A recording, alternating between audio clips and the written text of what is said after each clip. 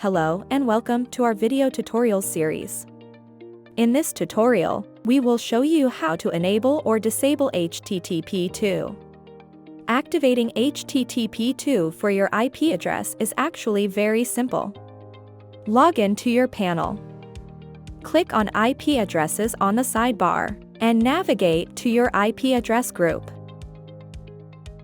Once there, find the IP address you wish to update, and click on the switch in the HTTP2 column to enable HTTP2.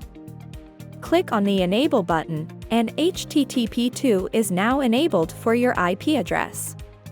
In the same way, simply toggle the HTTP2 switch to the left and click on the Disable button to disable HTTP2.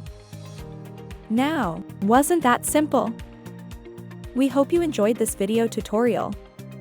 If you have any questions, feel free to visit our knowledge base or simply contact our support team.